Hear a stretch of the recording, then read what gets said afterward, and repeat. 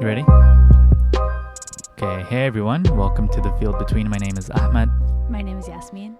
What are we doing today? We have a jazz festival outside of our window, so I apologize if you hear that background music. It is really kind of joyous and fun, though, as I think we've mentioned multiple times at this point. Where we live can be a little dead, but it really comes alive for these kind of festivals and conventions. And yeah, you're really going to have to speak up on this one. The mics aren't doing a good job of picking up. It's it's super cute, just like hearing music from our window and seeing people out in the street. It's very full. Yeah. Yeah. How have we been? What have we been up to? I don't know. What are you... you had to really think about that. What are you doing? Our season of all the wedding visiting has ended. Thank God. Yes, they were each individually very lovely. Yeah. But we were very tired. Yep.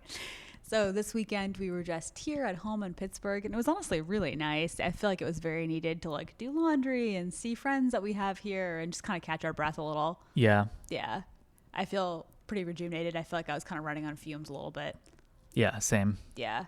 We've also been working crazy hours. I know we mentioned, but I got home.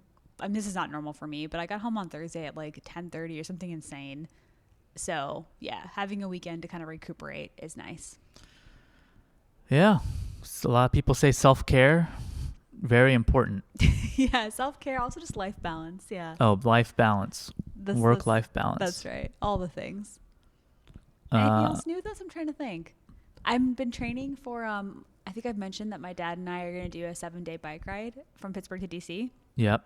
On the Gap Trail. Or how's the training going? Great Allegheny Passageway. So I think we're biking like 40 to 60 miles a day. So not crazy amounts, but it's probably going to be like 3 to 4 hours of biking a day, maybe 5 some days. No, probably like 3 to 4. 40 to 60 miles? Yeah. That's probably going to take you 6 hours. Well, I'll be on the tandem with my dad, so I think it'll be a little bit less. You think you're going to go twice the speed? Not exactly twice, but I do 10 miles, not pushing myself in an hour. So we'll definitely do 40, would be 4 hours. Okay. That's not even increasing my speed with him. That's the same speed. Yeah. And most days it is more like 40 miles, not 60. But I have not been doing 40 miles because it takes so much time to bike 40 fucking miles. I just go for like a 20-mile bike ride, like a little loop that I've been trying to do once a week. But it's been really fun. It's beautiful out now, so it's really nice being on the trail and seeing like the leaves start to turn and that kind of thing. I usually get time. I get kind of tired and I take a lot of breaks. I watch YouTube videos, but I've been trying to make it more concise. You could get one of those phone holders and just watch YouTube videos and stuff back there while your dad's doing all the pedaling. No, we're both going to pedal. You both have to pedal on a tandem. If you put your feet up, then that's one thing. I used to do that when I was a kid. Yeah. But we've had this bike since I was like young. Yeah. I'm excited for that. October's going to be nuts between that bike ride and I'm traveling to give 2 lectures. But it's going to be fun. So just trying to prepare for that. That's exciting. And what are you lecturing about? I'm lecturing about my article. Okay. Yeah, which is still in both lectures? Yes. Okay. Which is still very much in progress. So one is 45 minutes, one is 25. So what's your article about? It's called Dreams of a Muslim World. Okay.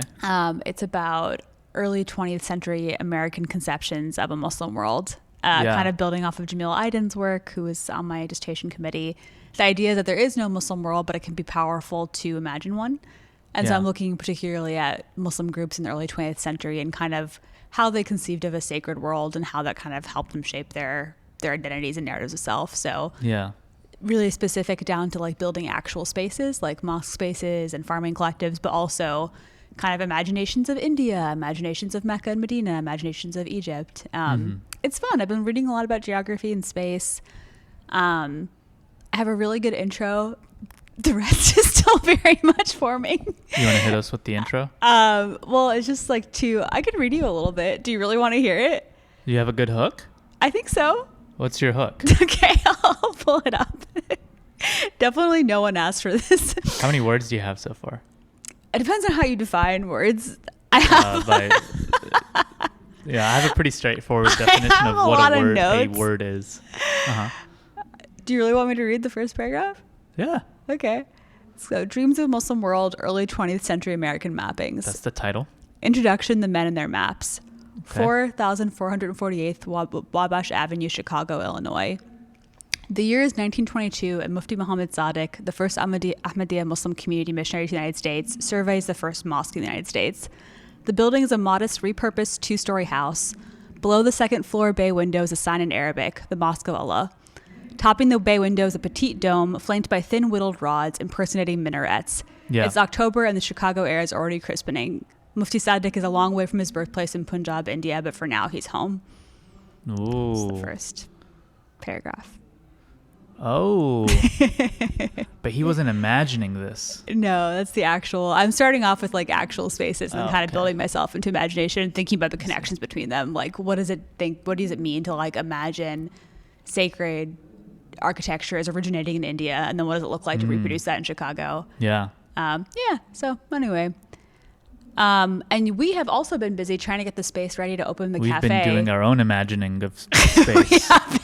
We walk around this place every day being like, one day we'll get something else here. Yeah. It's really nice having our friends stop by to kind of like mark for us that it has shifted, because we've been so busy. I feel like we haven't, I mean, you did a lot actually, but I haven't done much to contribute to the space for a while besides like upkeep, like helping it stay clean, but we haven't like. We bought a lamp today. We bought a lamp, which you went and got for us. Yeah. But yeah, I mean, allegedly this place is opening in October, so that's pretty soon. Yeah, 2 weeks. That's crazy. I think it'll probably be the second weekend of October, because first weekend is the outdoor caravanserai. That's true. Which is going to be sad because I actually won't be here for the opening. Yeah. But I think you should do it anyway, because I think it's good to have a goal and a deadline. Yeah. Yeah, but I'll be really sad to not be here. I applied for a grant. Yes. You didn't show it to me. You just applied for it? I just applied for it. Wow. Yeah. Nice. First grant you applied for? For a project, right? Not just for a personal thing. Well, yeah, I don't think I've ever applied for a grant. That's exciting. I think it's good to build a portfolio of smaller grants. I think it's a really smart strategy, and then we can work our way up, inshallah, to larger ones. Yeah. For the coffee project, chai project.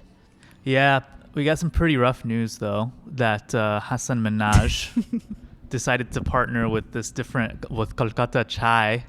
Messed up, man.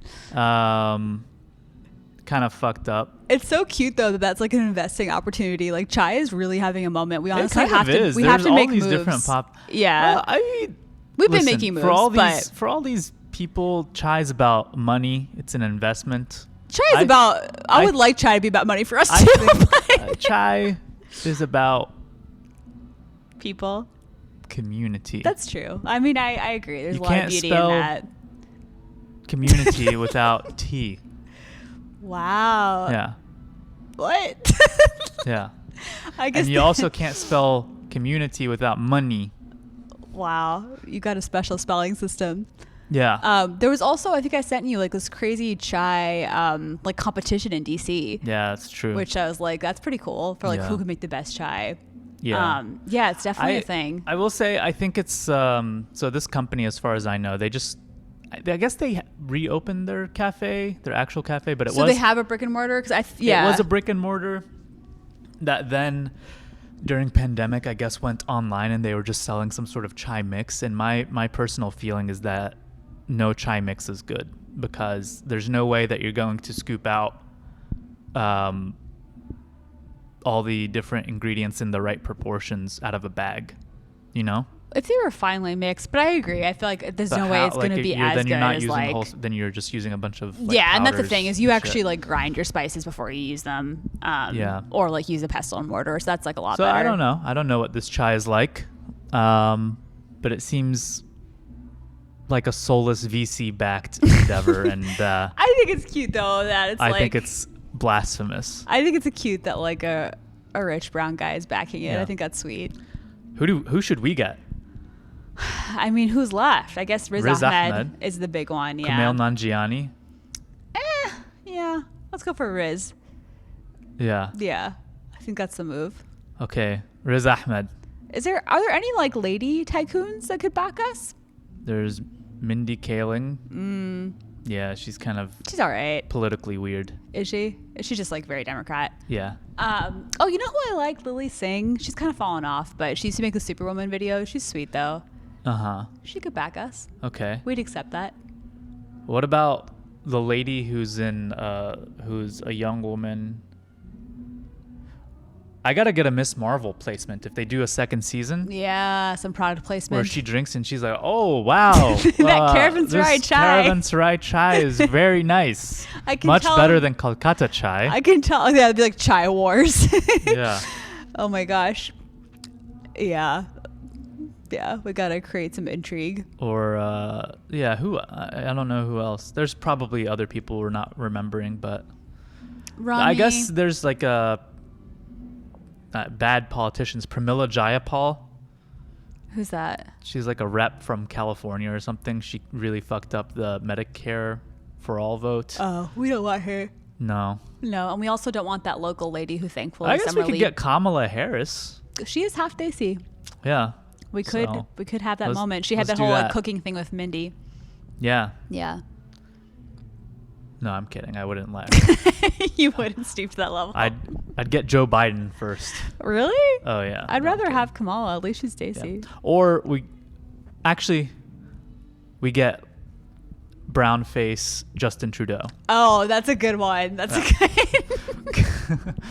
But he has to be in brown face. Yeah, he has to be in brown face. Yeah, that's a good idea. I accept that. I feel like there's an I Dream of Jeannie pun for your article title in there somewhere. Really? I don't know, because this dreaming of, yeah, there could be Genie. I don't really talk about Jin, but there could be something there. I'll think about it. Think about it. Yeah. Okay. What else for personal updates? I feel like that's really it. I'm trying to think. We're hoping to go to Sweden this winter. I hope so. Mm-hmm. I dream of Sweden. Nice. That's your promised land? Yeah. Wow. That's great. Do you think American leftists have their own sacred spaces and it's just Scandinavian countries and Japan? Yeah. And also kind of like a weird allegiance to Russia, even though it's not really communist. Right. And China, yeah.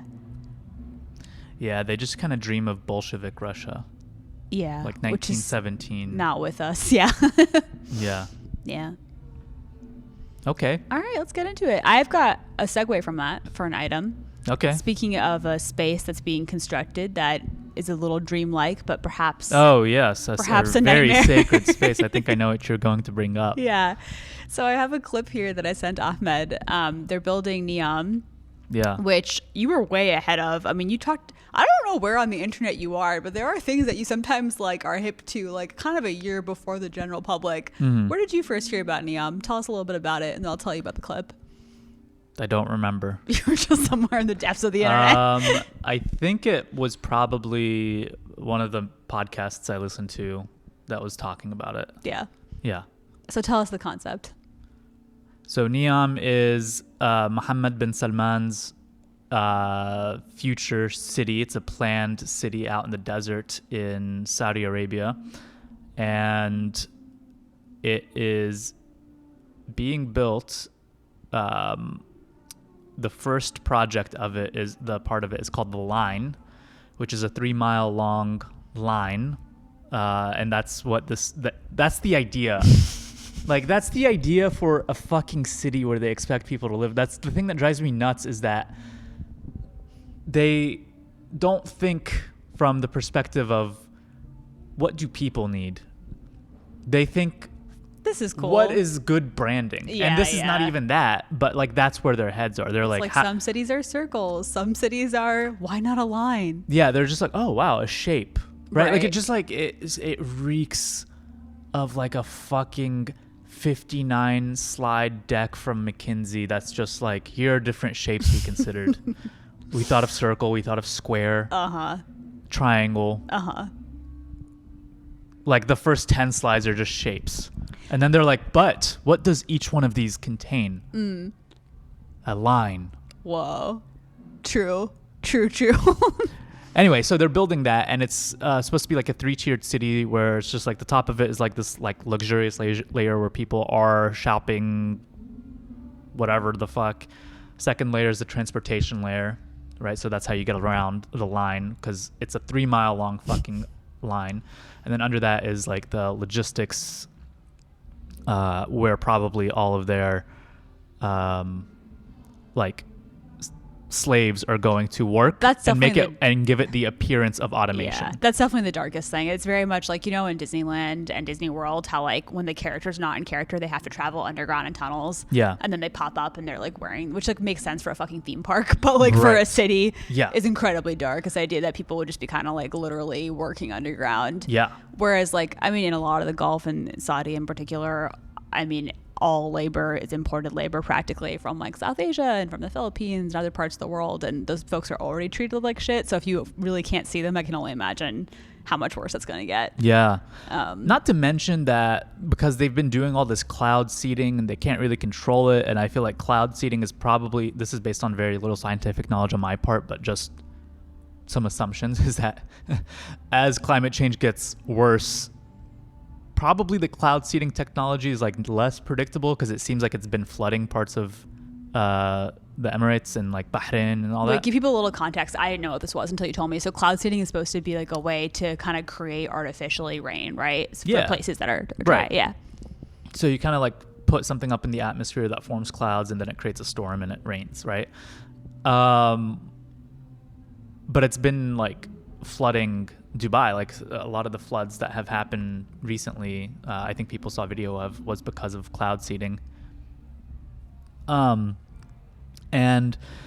if they do that in the line, I don't know. My guess is that it will probably flood all the people who are in the lower layers, right? Yeah, maybe. Probably not a great idea. But anyway, they think about that, who knows? But how else are you going to get water out into the desert? Yeah. Anyway, so they had a goal of getting like 1 million people there by 2027 or maybe 2030, but they just revised their expectations to about 300,000 people. So it doesn't seem to be going well. And I like to say that it seems like they're just building Pittsburgh in the desert. But Pittsburgh is by the water and it's so lovely in that way. Like our natural environment is very beautiful. We have mountains. And they're in the fucking desert. In terms of like how many people are there. Oh, yeah. And the desert can be beautiful, but it's the thing. It's kind of like this hubris that it's not meant to be like, very built up. But so with that context in mind, I just saw this hilarious Twitter clip, and maybe I'll have you insert a clip here later on. But it's basically this like, I don't even know where she's from, like maybe Britain, slight accent. She's a white woman. She's this white lady blonde with her family, and she's clearly like an influencer who's been paid to show that like Niam is going to be like a cool kind of place. Right. And I look through the comments, and actually like people have pointed out that it's not built yet, and that this is just kind of the construction camp part of it outside of it. Mm-hmm. But they're still trying to like get people to start getting interested and excited about it, so that I guess people will move there the same way that people have been drawn to move to Dubai and places like that. But it's just so funny because like it looks so sterile. It looks There's horrible. no color anywhere. She's in her like tiny little apartment with her children. She takes them outside. She's like, my children love to play, but there's like a tiny patch of grass. Yeah. And then clearly everything else is like burning fucking hot. So the kid is like standing on this little patch and is like tepidly kind of touching it and like does not seem to be like enjoying it whatsoever. Yeah. And then later on, she's like, my husband's done with work. I'm going to go meet him. And I'm trying to remember, but basically there's only like one place to like eat, and it's labeled, I think, the cafeteria. It's like a big food hall. So they just like go to this food hall. It looks like a military barrack. You know what I mean? It does not look like a vibrant, like, okay, I get it. Food halls are a thing, but it seems like there's only one place to eat here. And it's like this one. It's a mess hall. Yeah, mess hall essentially. It's just so funny to have someone speaking in this really upbeat way and to have the background look so gray. Yeah, I saw that video and I was just like, the apartment that she is in looks like the worst fucking version of the millennial or like the modern gray kind of mid-rise luxury apartments where they have like that gray fake wood stuff. That was sad. We're thankfully finally past that moment. And like the blocky sort of rooms and everything, just like it's a Sims environment. Yeah, I hated that style so much. It's so interesting how like this is a bit of a tangent, but style like fluctuates and changes, because right now it's really hot, especially with young people, is like kind of like maximalism, which seems like such a reaction to that grayness, Yeah. And they take it a little far, but I really prefer that. I love color. I love like decorating with color. I love that they're using all these kind of not quiche, what's the word? Niche. Kitschy. And not quiche, like kitschy, like fun, like mushroom lamps and tomato lamps. Like even though it's not for me, I think that kind of irreverence is really fun. But yeah, the gray millennial thing is very much the vibe in this video. Yeah, I don't know who they're planning on moving out to Neom, right? Like it seems like a lot of it seems like there is some effort to try to get all these like influencers who are Europeans or Australians who convert to Islam to go live in this desert that is just like where they're unshielded from the sun. They're all just gonna die. Like just gonna burn They're up. gonna try walking from like the Gucci store to the Prada store that's like a mile and a half away with no trees. They'll probably just be living in a giant mall. They don't even have to convert to Islam. I think that they're trying to become, like, it's so weird to see how many Arab nations are doing this. Like, I think they're trying to become Dubai. You know what I mean? Yeah, we got to do another episode on the Muslim, like, masculine influencers, because there have been a lot more conversions or, like, hinting at converting since we did that one. Mm-hmm. Like, I saw one of this guy named Dan Blazarian, a picture of him, like, reading the Quran. It's like a softies.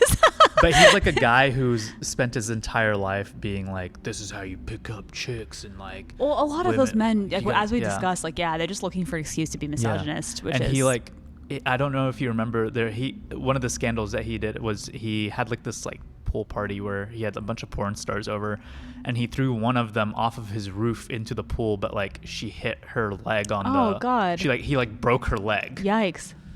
Yeah, but that's Dan Blazarian. Nice. Who seems like maybe will be converting. I don't know. It's like launching a girlfriend or something. You know, it's so funny to like take a picture of you reading the Quran to be like, hint, hint. Yeah, and he's been talking a lot about Palestine, Israel stuff lately too, which I'm like, you're not the guy I'm gonna look for. Yeah. Yeah. But yeah, Neom looks bleak as hell, man. It looks intrigued to see how it all turns awful. out. Yeah. Would you go? No. Yeah. I honestly, like, I think I've said this before, but we had a layover in Dubai on our way to Pakistan, my family and I, and that was enough for me. Like, I don't feel a need to go to a lot of Saudi or Dubai. Yeah. I wonder how much of this noise is going to come through. We'll see. I think a lot. You think so? Yeah. We can pause and listen. Okay. Yeah. All right. Not as bad as we imagined. Okay. Do you have any other items? You go next, and I'm that like segue from that. Okay. I don't know how to talk about it anymore, honestly. But it also feels weird to not talk about it.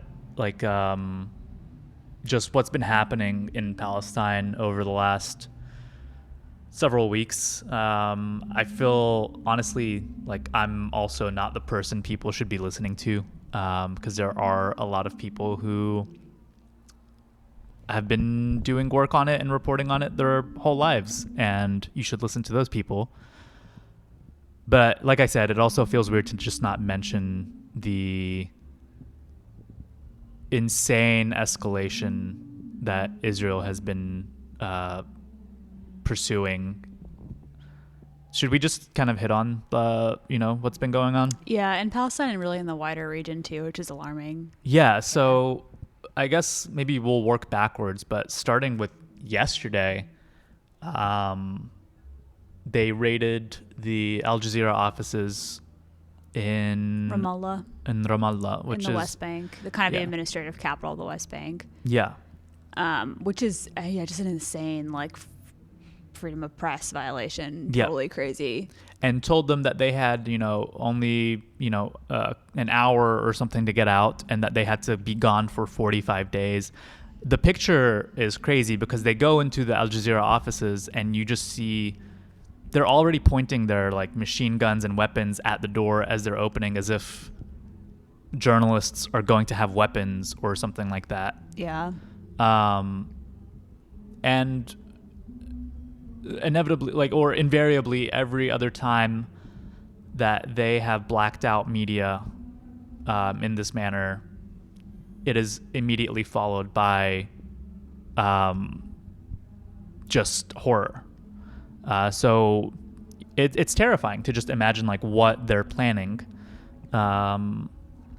And I feel like we're like going blue in the face saying the same thing again. It's so frustrating, but it is really crazy that like even from like a freedom of speech perspective, the American press is not more alarmed. Like, you know, like not even, at all. Yeah, like even if you are so biased on this issue, I feel like there's so many points that you could be like, this is clearly against international law, you know?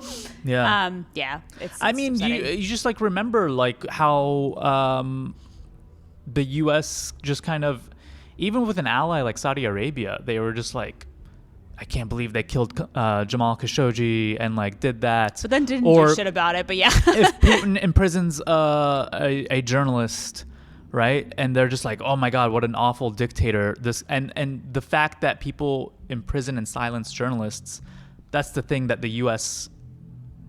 State Department points to as like, this is a dictator and this person's got to go. But that just goes to show that it's like entirely suspect or kind of held up to the criteria of who are we allies with and who is it beneficial to actually call out. Yeah. Because like even the what's his last name again? Jamal Khashoggi, the journalist who was in Saudi.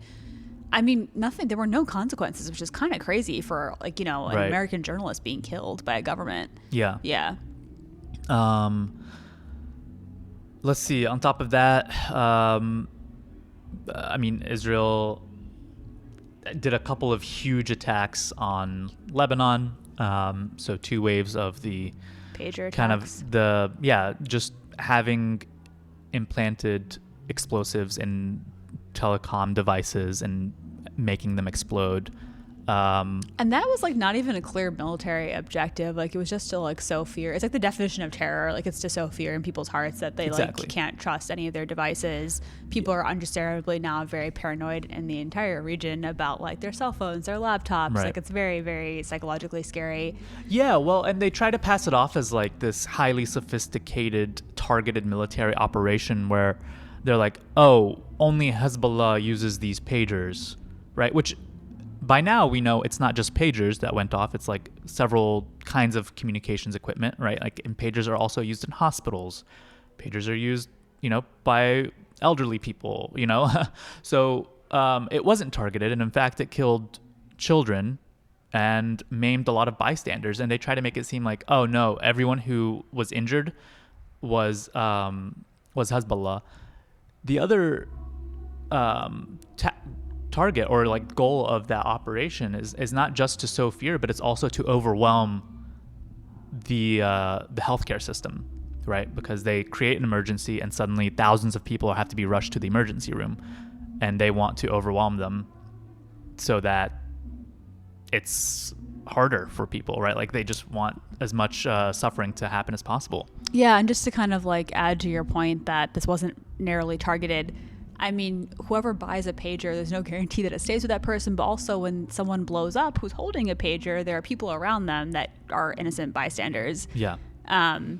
Yeah, it's the kind of thing, I mean, it was a sophisticated operation, but it is clearly like an operation of terror. And so I like fine, like from a military perspective, you can be like, this did achieve the objective of terrifying people, but it's not like, I think within what most people would assume to be like the reasonable parameters of warfare. And if we were talking about any other state, it would definitely be kind of covered as a terrorist attack. It should be. The roots of this operation go back to before October 7th. Is that true? I've heard people saying that, but are they sure? Yes. This operation was pitched in 2022. They put it into action apparently like 5 months ago but like they've been thinking about this for at least 2 years. As a potential move, yeah. Which tells you that Israel was just waiting for an excuse or for the moment to cause as much suffering, because they knew that when the opportunity came to like use a tragedy at which they essentially just sacrifice and throw their own citizens into the meat grinder to try to grab more territory, right? Like they wanted to broaden whatever came, right, and it ended up being October 7th, into a broader regional thing where they could make more grab for territory. The other thing that's kind of strange is that a lot of the coverage has still been, at least in the U.S., on like sources that I turn to often, like NPR, which I generally really value and still will continue to listen to. But there's been a lot of like, will this lead to a wider regional war? And it's like it already has. That's the whole point, is that Israel is attacking its neighbors. And I mean, there will be retaliation at some point, probably. But there already has been. And there already has been. But even if there isn't, even if Lebanon and Iran continue to show some restraint from a military perspective, like the fact that their citizens are getting attacked and targeted shows that it already has gone beyond the borders of like Israel-Palestine as a current, configuration. Yeah, no, it's a full-out like regional war at this point, and there's no going back. They dropped a bomb on part of southern Lebanon that I don't know if you saw the video, but when it first came out, people were speculating that it was a tactical nuclear weapon because the explosion was just so I saw some photos massive. From afterwards of people like looking down at the ground with how deep it was. That was in Palestine. Oh, okay, sorry. That was a different, but yeah, I mean, they've been dropping some heavy I mean, there was a mushroom cloud. It was nighttime, and it like lit up the sky as if it were day. And they're just like, what kind of fucking bomb is this? It's insane. Now I'm seeing more reports that it just like was like just like a heavy bomb. But I guess, all I have to say is there are charts showing the exchange of rocket fire between Israel and Hezbollah over the last year or so.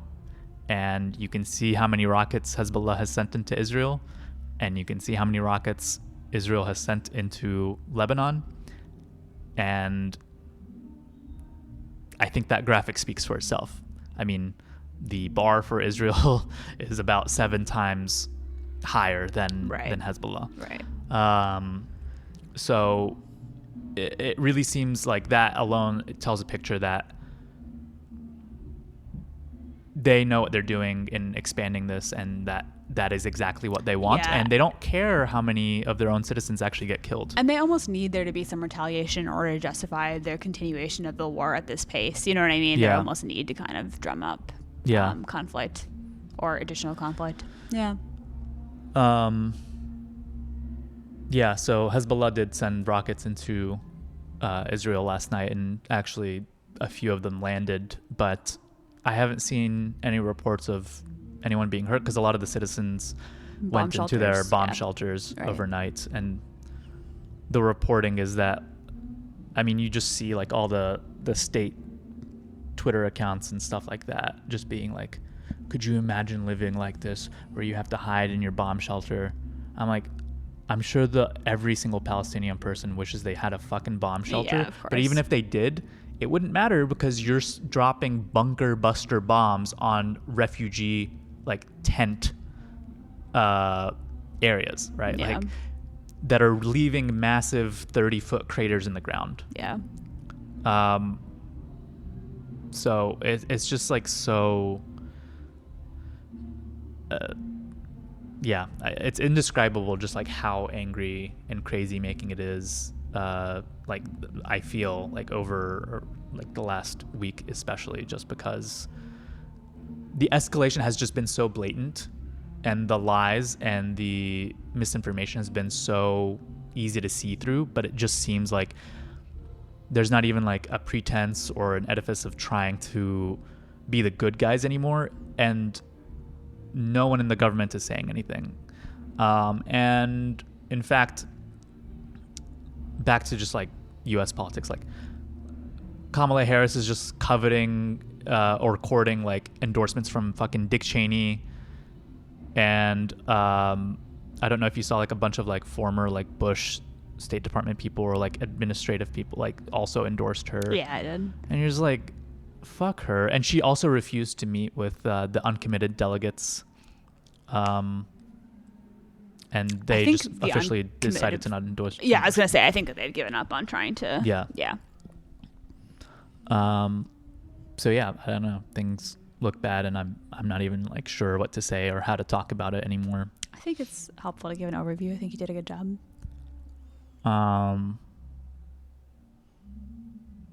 Yeah. Can never fully give up because there are people who aren't giving up. But yeah, it is really, really disheartening. Yeah. And it just also seems like the U.S. just even from like the first week that this was going on, like in the first week after October 7th,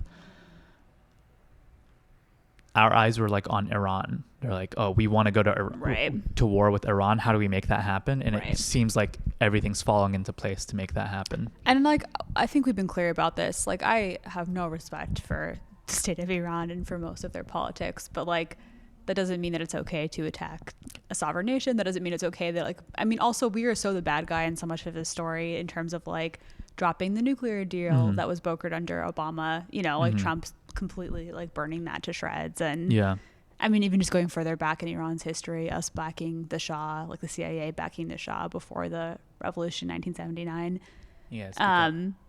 Yeah, like it's not like we're like, I'm not pro the state of Iran, but I also know that nothing good is going to come out of us just scapegoating them and making a war. Nothing good for the people of Iran, nothing good for us. Iran's been doing everything it can do to avoid they really are a war. Yeah, and they also just elected, like, what's that position? Was it? It's not their prime minister, it's their president. Yeah, who's like a lot more not left, but like he's not very hawkish. He's not eager to get into a war. Yeah, he was involved in the nuclear deal negotiations. Sorry, you gotta raise your voice. Yeah, no, I mean, yeah, very shitty to their own people, especially women, but that doesn't, it's also not even the angle the U.S. is taking. They're just like, it's not. It's not. I mean, they definitely throw that out, but it's just that, like, oh my God, Iran's attacking Israel and they want to exterminate every Jew in the world. Right. But yeah, like I said, like they've been very restrained and trying to avoid war. And in fact, when they had every right to retaliate, and after Israel like drone struck people on their own soil, they held off on attacking because they were trying to get a ceasefire deal out of it. Right. They were like, we won't retaliate if there's a ceasefire. And I will say, I mean, Iran does back people by proxy, including Hezbollah. So it's not like they're completely like not involved. But yeah, they've been fairly restrained, especially in comparison to Israel, which has just been outright attacking. Yeah. So yeah, it just seems like things are falling into place for everyone in the Pentagon and for these defense contractors to get a bigger war with Iran. And the scary thing is that it could be nuclear, right? Like, that's a little, I mean, that's alarmist, but it could happen. Yeah. But I don't think it's crazy to say that. I don't think it's crazy, but I think that the chances are minimal. I don't think anyone wants that. You think it's minimal chances that this is a nuclear war? Yeah, I do. Why? You think that Iran and the U.S. are going to use nuclear weapons? I think you have three powers here who all potentially have nuclear weapons. And one has shown it's like, I mean, they've been shown to be unhinged. So everyone has nuclear. A lot of people have nuclear weapons, but even like India and Pakistan haven't used their nuclear weapons. It's kind of like we're kind of at a place of detente where so many people have them that it's kind of understood that no one's going to use them. I don't think there's that understanding anymore. I mean, there are, again, like tactical nuclear weapons. There are like the big, huge like hydrogen bombs and things like that. It sounds like you know more about nuclear weapons than me. I'm thinking about like the kind that we dropped in like Japan. Like, I don't think that, you know. I don't think it's I don't think it's that far out of the picture, to be honest. That Iran would drop nuclear weapons on what, the U.S.? Or that Israel would drop nuclear weapons on Iran, or that the U.S. would use nuclear weapons on Iran, or... I think the other thing about nuclear weapons is that they sound so scary and they are so terrifying. But like the amount of havoc that, like, for example, the IDF has already wrought on Palestine is like so insane. Like, it's not just like nuclear weapons that we have to worry about, and sometimes it's actually more like the long game of like attrition. Yeah. I mean, not to say that's better or worse, but do you get what I'm saying? Like, I feel like nuclear weapons sound like some kind of like world-ending event. But they could be. Yeah. Right? Like, but people have been saying that since like the beginning of nuclear weapons. The scary thing about nuclear war is that these weapons, it could very quickly escalate, right? Like, because countries have them, one country hits another with a nuke, and then suddenly you're like in this like escalatory game because everyone's just using their nuclear weapons now. And the more quickly you escalate specifically with nuclear weapons, like the damage just I think exponentially increases and could have the potential to like destroy countries. I think that's highly unlikely. I think it's much more likely of like death by 1,000 cuts that like countries are bleeding each other dry with like proxy wars. Yeah, there isn't a lot of blueprint for that. I don't know. And I haven't heard any, like, I'm just interested, is that just kind of like your own theory, which is totally valid, but I haven't heard any analysis kind of like anticipating that. Another thing that's also likely that's scary. I'll send you some stuff. Okay. Could be that places where people create like, you know, I don't know the proper terminology for this, but like weapons testing, manufacturing sites could like fall into the wrong hands, or like that like materials could get leaked that aren't meant to, and that could hurt people. Like I think that's more likely even than like a full out to attack. The United States is the largest military in the world. I don't think anyone's going to attack us with a nuke. That would be the end of an era for sure. I mean, I don't think it's likely for someone to send one to the US. Yeah. Right. But what I'm saying is that I wouldn't put it past Israel or Iran to nuke each other. I don't think so. I think that they need each other, you know, like in a way as scapegoats. I feel like that would almost end the game. I don't think so. I think it would escalate the game very quickly. Because they kind of work in tandem in a lot of weird ways. Not that they are fans of each other, but like they really kind of rely on the other as like the primary fear tactic, especially when people are dissatisfied with their own governments. So I feel like, yeah. But, you know, interesting thought. Yeah. Yeah, I don't know. I guess it's maybe not worth like speculating, but that is something that concerns me, especially since like the US has just been champing at the bit to, and Israel have been champing at the bit to like get into this war, and now it's finally here, or it's been a long time like quasi here. Yeah, that's the other thing that's so frustrating and strange. Like, it is clear that it is kind of here, and yet, yeah, I don't know. Yeah. Well, I think this happened with the Iraq and Afghanistan wars. Oh, like absolutely. people think that there's going to be this like big fanfare, like when you go to war, like suddenly there's just like you snap your fingers and suddenly there's big war, and then you snap your fingers and it's over. But I think what like happens is there's just like a really slow wind up, and you find yourself slower wind down in this like you find yourself in this like quagmire, but there's no fanfare. There's nothing like suddenly you blink and you've been in Afghanistan for 20 years. There's nothing fantastic about it. It just like there's a slow normalization of it, and then war is your reality, and you're always just doing that. Yeah, and all things end eventually. I mean, we're not in Afghanistan anymore, but yeah, no, it is. I guess kind of traditional warfare is not really the main way that war is waged anymore. Yeah. If you're thinking about like two armies advancing in a field, you know. Afghanistan might be a war again, like in our children's lifetime, right? Because I mean, and it's also like we're just a horrible reality for people on the ground. So I mean, whether or not it's a war or not, there's women living under Taliban rule. So yeah. Oh, I mean with like the U.S. No, I hear you. But I'm saying even without that, it's a hell for a lot of people. yeah, I'm not denying. Yeah. But well, do you have any other items? I have a lighter item. No, I don't. No other Palestine roundup, because you did a great job kind of giving us an overview. No, all I'll say is that there are a lot of people who are in power now who just should not be, and the world would be better off without them. No, I think that's fair. Rough but fair. Yeah. Well, I've got another kind of space imagining article from the Times, though. Mm-hmm. Albania is planning a new Muslim state inside its capital. Oh. But it's kind of cute. It's weird. It's it's this group I hadn't heard of. It's a Shia Sufi group, and they're creating their own like little Vatican.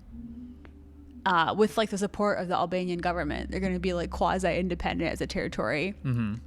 It was just like really bizarre, but it seems like this is called the Bektashi Order. Again, I don't know anything about them. I haven't heard about them.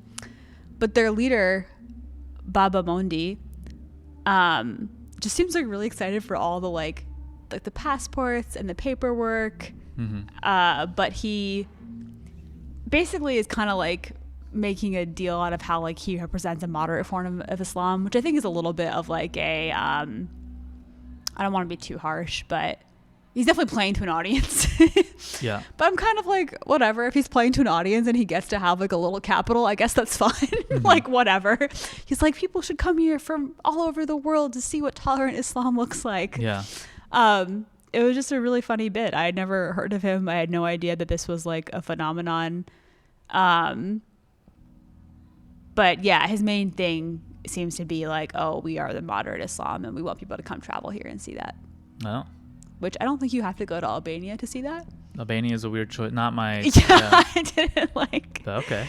Yeah, I thought that was interesting. Okay, so moving on to another item that I had queued up.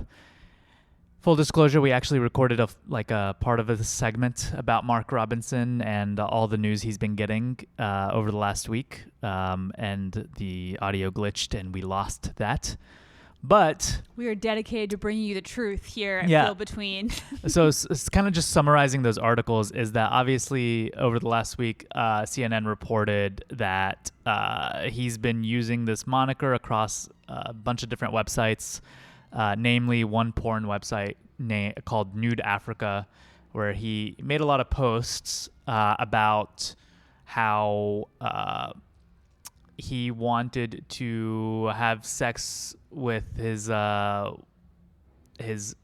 wife's sister, and he made some really graphic sort of fan fiction-y posts about how he had sex with her and they're sleeping together, and she has the best tasting, most juicy pussy and butthole.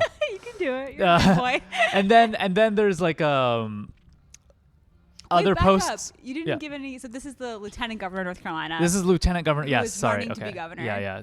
On the Republican ticket, though. Yeah. Actually, I was just checking Twitter, and apparently, like half his campaign staff just quit, and he's pulling shit numbers. So I think we're gonna be all right. But also he's been Trump is not going to appear or he's not going to appear at some sort of like Trump rally or something that's happening, and so he's been being disinvited from all the. This is the hangouts. Man that Trump at a rally in Greensboro called Martin Luther King on steroids. So which is crazy because I had no idea that he said that. But one of the things that came out in one of these Black or Nude Africa posts is that he referred to Martin Luther King Jr. as Martin Lucifer Coon, which is awful. Pretty rough. And also, he had said on the Nude Africa post that he thinks slavery should be reinstated.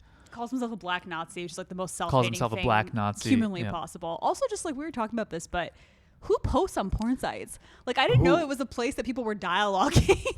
Yeah, I mean, so this actually began with a post in the Assembly that reported a while ago that apparently he has like a $25 debt to this porn store. So like they found a guy who works at a porn store that Mark Robinson allegedly used to frequent and go buy porn and watch porn and jack off to porn.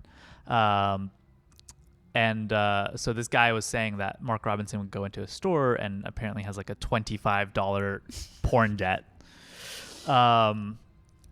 And before we get into the kind of like the main story that I wanted to get into, which we didn't before the audio glitched, is that what this brings to light is like a lot of the hypocrisy of Mark Robinson. And it's like, it's no longer interesting to point out like the hypocrisy among and like the closeted sort of sexual proclivities of all these like Republicans especially. Yeah, it's no longer, but it's funny. It's funny to do. Especially in this case, so we're going to do it. But, the things that Mark Robinson has been against publicly are abortions when he has, in fact, paid for abortions in the past. So classic, God. He is against trans people generally. Like, he's one of those people who took such a hard line that it seems like he was almost advocating for violence against trans people because he was saying that,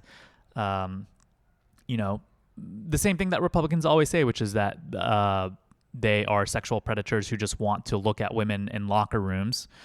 When one of the posts are his own fantasy or even his own admission of finding like a peephole into a women's locker room when he was young, and he like recalls that memory happily. So strange. Right. The trans thing especially is so fucked up. It's so classic to like be attracted to something or like your idea of a thing, your kind of stereotype version of that, and then to revile and like discriminate in real life against people with that identity is crazy. Yeah. So the other thing is obviously one of the things that came out in the post is that he was really into trans porn. Right. Specifically. And also so the NCGOP had actually banned pornography, passed legislation to ban pornography in North Carolina last year.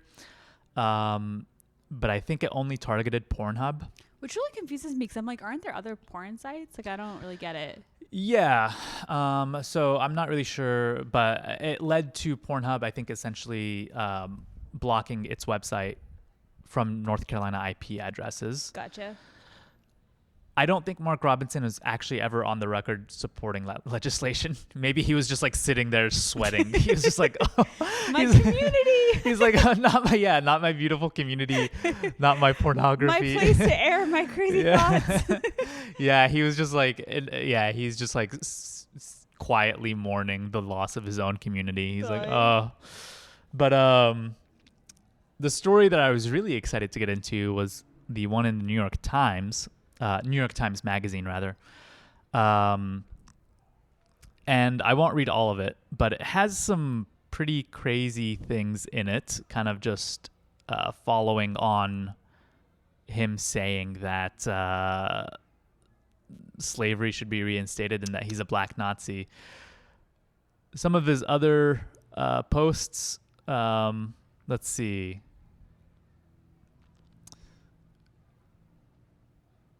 So he had written, the way he got famous essentially was during the Black Lives Matter movement. He just was kind of got traction for being like ridiculing John Lewis for getting beaten bloody by Alabama state troopers. Wow, what a consistent asshole. And smearing adherents to the Black Lives Matter movement as soft-headed Negroes. And he became reading from the story, Robinson became so emboldened by the positive attention he received from his growing host of social media followers that he took his freak show on the road. At a 2009 city council meeting, he argued that Greensboro should not apologize for a Ku Klux Klan instigated massacre that killed civil rights activists in 1979 because the city was already healed. It had elected a black mayor after all. In CNN's report, Robinson revealed to have ruefully said, "I'm not in the KKK. They don't let blacks join." It's sad about it. On a niche conservative podcast, he went so far as to dismiss the so-called civil rights movement outright, calling it a Marxist ploy to undermine the free market. Oh, God. The sit-ins, he proclaimed, violated the autonomy of business owners. What? And if black people were being denied service, they should have simply eaten elsewhere. You know what this guy reminds me of? You know that Chappelle show skit Yes, about... yeah. Was that what you were thinking too, about the like guy who's in the KKK but he's blind so he doesn't know he's black? Right, the blind Klansman. Yeah. I mean, yes. Except this guy has the gift of sight. So this week's revelation Robinson once compared Dr. King to a maggot in more private forums, showed a less filtered variation on this familiar motif, as did his apparent nostalgia for slavery. In his 2022 memoir, We Are the Majority, Robinson surveyed the two factions involved in the 79 massacre and deemed only one of them the most amoral people in the American political arena. Hint, it was not the Klansmen. He also showed admiration for Hitler, again saying he's a black Klansman or black Nazi. So he was really going crazy in these forums. But the part porn forums. He was giving this gift all of political discourse happening on pornography forums. Okay. One aspect of Robinson's Nude Africa posts that is largely absent from his Facebook output is their lascivious tone, which tracks. It was a porn site, after all. But even that element of his personality was poorly camouflaged. In his memoir, Robinson writes in unmistakably horny tones about his borderline Freudian obsession with trains, which began when he was a kid rolling underneath oncoming locomotives. Oh my God. And experiencing a rush as they screamed overhead.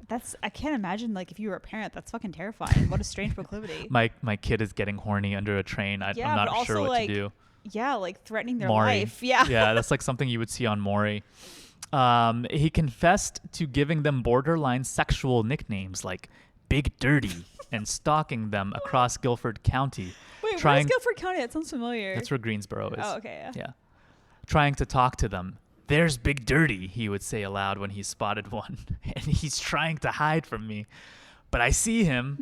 So he's got this like psychosexual kind of tryst going on with these trains, which I'm going to be quite honest with you, I found kind of endearing, maybe. I was going to say, it's definitely like, better than like dehumanizing real people. I guess like the only person that gets hurt from you being into a train is you. But clearly something is like in this guy's off. Like wires is crossed. Like he's just like a little confused about some things.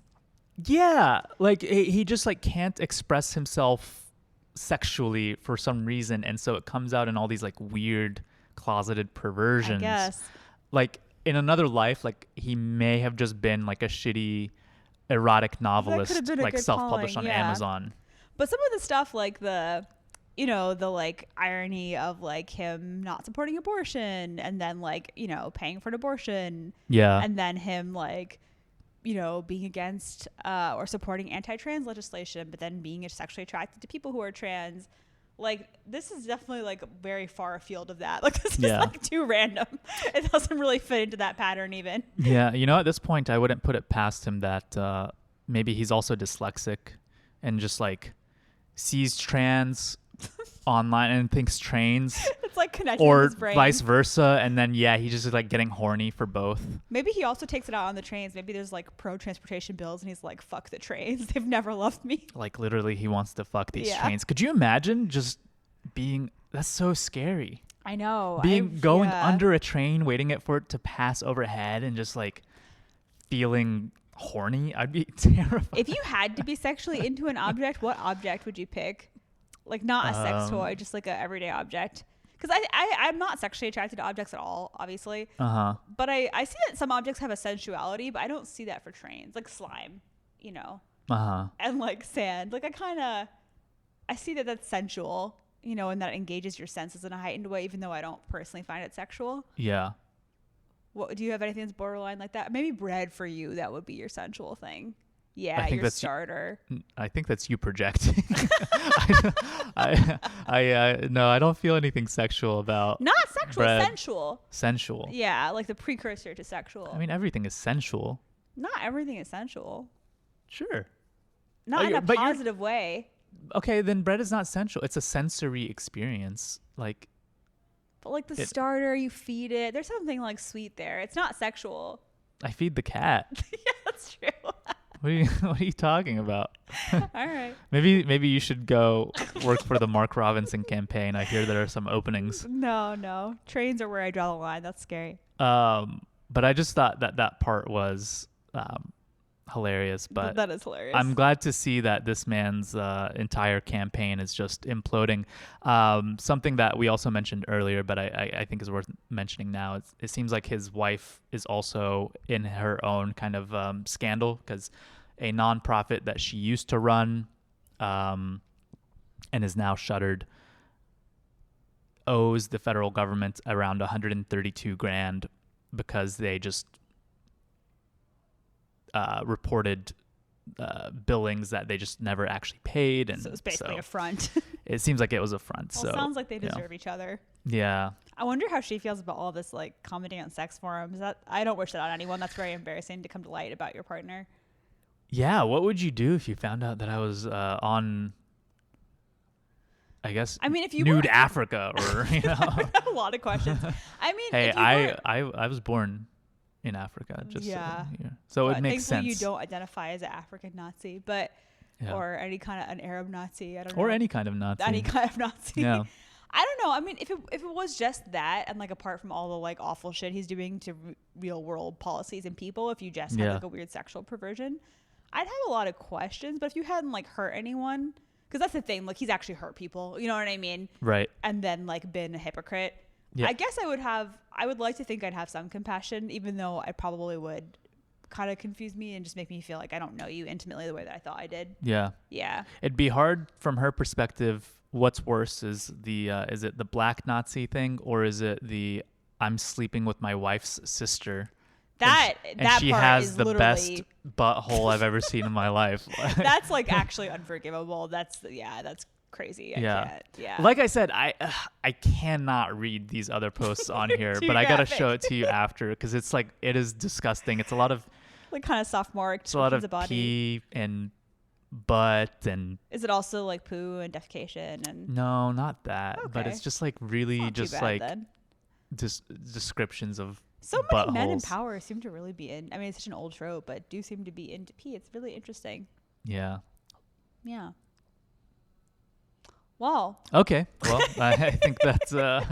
Luckily, we got through this without audio issues. It seems so. I'm glad we persevered. Think about him next time you're on a train, y'all.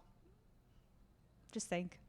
Well, lucky for everyone, North Carolina is never really going to get any trains that people actually ride. So people ride Amtrak. Yeah. Okay. If he wants to, maybe he should be governor, because then he wants to fuck trains so bad, he'll probably actually invest in rail in North Carolina. Fuck him over the way that he's fucking over the other things he's attracted to. No, he seems to have a genuine love for trains. Like I think he actually wants more. Okay. Yeah. Except if we would never get like high speed rail, because I don't think those you can't like go under those maglev trains. Probably not. You'd die. So he'd probably just want like the old school trains that. We'll take it. We could just use more trains in general. Yeah. All right. Bye, y'all. Bye.